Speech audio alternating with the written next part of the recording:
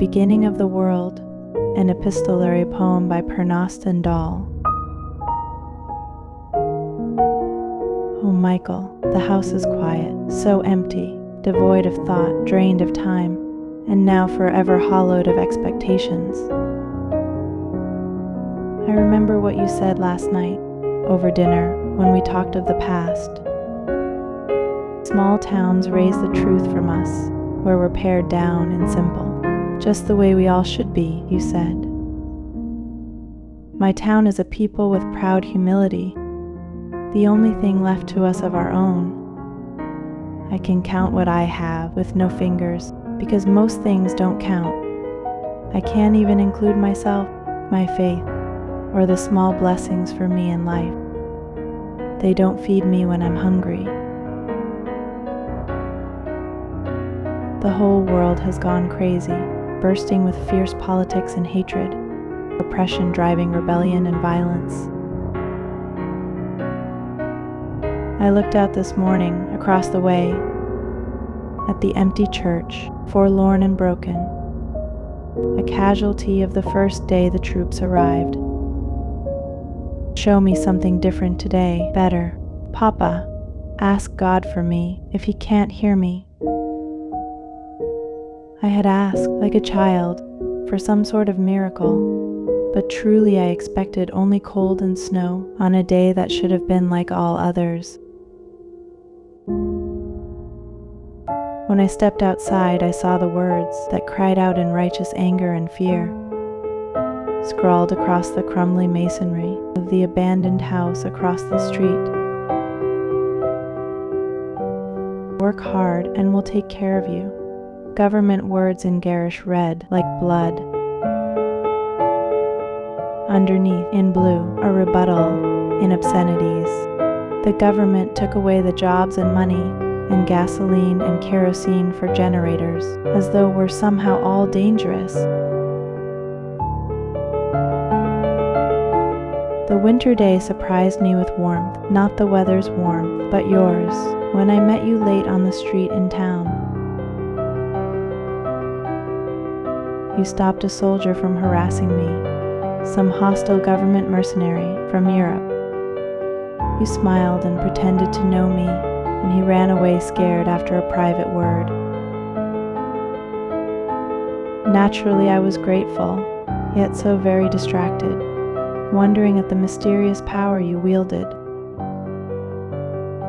and also whether you truly knew me. After the soldier, you stayed with me. You saw I was cold and gave me your coat. Riveted by your beautiful green eyes, I absently felt myself wrapped up warm. Then you told me about yourself, Michael, that your aunt recently died here, in the part of town that burned away. Did I ever meet her? Did I know her? I saw your eyes brimming with pain, but also they were so full of the world, and laughter, and kindness, and intelligence, and it seemed there was room there for me. I had been heart deep in a lost silence, but your smiles broke my fast of words, and I told you about our lives here. We walked and spoke beneath falling snow on a bright, fresh carpet underfoot. I told you how the town survives, agreeing to share what we have and to try to watch out for each other. But there is no longer much for us. I have only a little purse of coins left to me, and potatoes growing in my windows that I will eat or trade or give when ready. My friend Cindy says I'm the potato queen. So many potatoes and so many windows.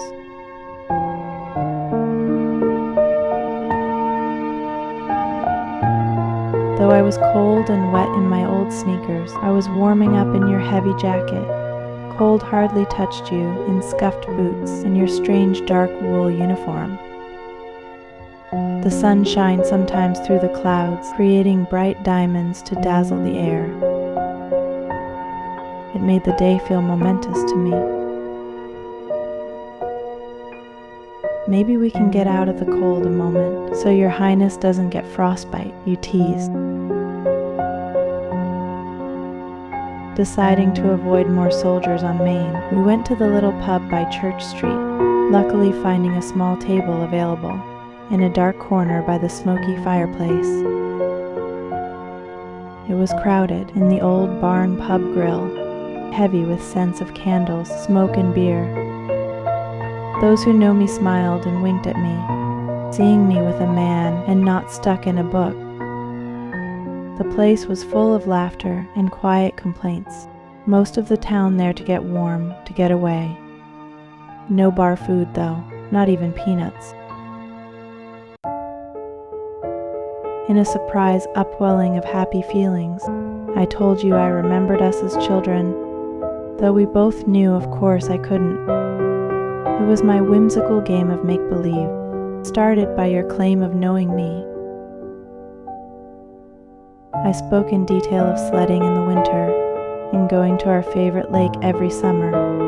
You kissed me on the beach one time when we were only 11 or 12. I paused a moment, suddenly embarrassed, feeling the warmth of a blush upon my cheeks. Do you think the tree we planted years ago will ever be quite big enough to climb? You asked me with a happy smile. Well, no, but its apples came this fall, so we won't have to starve, at least, I hope. Not like in poor devastated Canada anyway. I saved one girl though, Camille Belair, who escaped Montreal, very hungry and wild, weak and hiding in my little shed out back. There is aid going there, to Canada, but it's good that you helped her, you said. Va te faire foutre, was all she said to me, an insult I think, but she'll come around. You laughed, smiling broadly at me. I think I have missed you, Isabella, adding, and it's good you don't speak French. When our beers came, I dropped 2 shiny nickels, quickly scooped up by Rinnie's fast little hand. You and I laughed and cheersed with our drinks, our fingers brushing softly as the glasses clinked. We talked of little things and big for a while. Come, let's get our fortunes told, you said, grabbing my arm suddenly, gently, pulling me up. I laughed, confused, until you pointed, smiling. We grabbed our beers and walked to her, Madame Equus, the name of a stallion rather than a fortune teller of Crane, New York. You put a quarter on her table and she shuffled, then quickly, slap, slap, slap, and another 3. She dealt the running man 7 of spears, life inverted, covered by the fall, and 3 of shadows, and the drowning man inverted, so real, with dead eyes shining mother of pearl. It looked so like my father, the drowning man, so I grabbed your waist and pulled you away. Those memories were still too fresh for me. It's not good, I said, not knowing, just fearing. The fortune, it's not going to be good for us. You just laughed. No, it is good, it is. Sorry, you said to her, stepping away with me, and Madame Equus sighed, picking up the cards.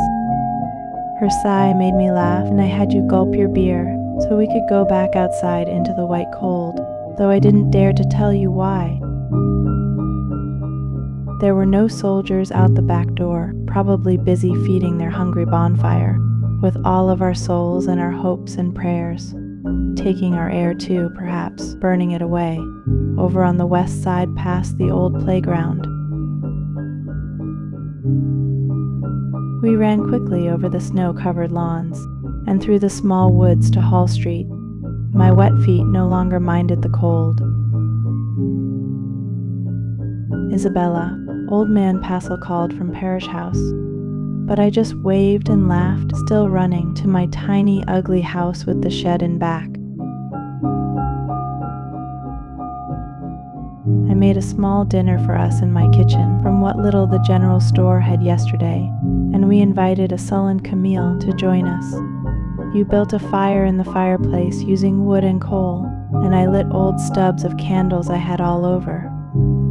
Camille put a record on my old gramophone. horrible old music, but a delight to hear it in a world with no electrons, buttons, or remotes. Even she smiled and danced as she wound it up. I would have asked her to wind me up too, but you already had me wound tight as a clock. It's over, you told us. It's all going to be better now. And you explained the hard-fought change is coming. I cried for the first time in a long time, happy tears. ET's over? Really? Camille asked, laughing loudly, then crying as she fled to the room I had given her. We sat later, close to the fire, close to each other, and finally you put a strong arm around me. Tell me again, even if it's a lie, I implored, tearful. And you smiled and reassured me. You kissed me. In the cold moonlight over tumbled graves and years of devastation, hope still walked, I knew, released from those many chains not easily seen. I stood and beckoned you to your feet. I feel as though I have known you forever. Remember the first time we made love, I asked, joking, as I took you upstairs to my bedroom. You laughed. For certain, I will remember tomorrow. You were gone when I awoke in the morn, tying me again in foolish emotional chains. I didn't want to even look for a note, too difficult with silent tears flooding my eyes. There was no more food in the house, so I dressed and grabbed a few coins. Maybe Stewart's or the general store, or eggs from Molly's or hunger, until I figured out ice fishing in Champlain. I paced my room in my cold bare feet, smoothing my hair with automatic fingers. I'd returned to my fast of words already, just scant moments after finding you gone. I picked up my pad and my stubby pencil, my heart in need of releasing words, of understanding survival in my world, of knowing that your promises were true. I sat for a few minutes, just breathing, and I spent some moments writing this. When I heard the yelling and laughter, I wiped the moisture off the window, and I saw the people dancing in the streets, with soldiers in dark uniforms like yours, everybody jumping like happy children. I saw you appear, striding up the driveway, carrying bags and bags of food, it seemed. I remember now that green-eyed newspaper boy, so long ago and lost to me for some reason. Fetching the paper had been an excuse to talk to him. I thought, I don't need to write more. I will run downstairs to see you, Michael, and I will be happy with whatever comes. And I will dance in the street with my neighbors, for this is the beginning of the world. Love, Isabella.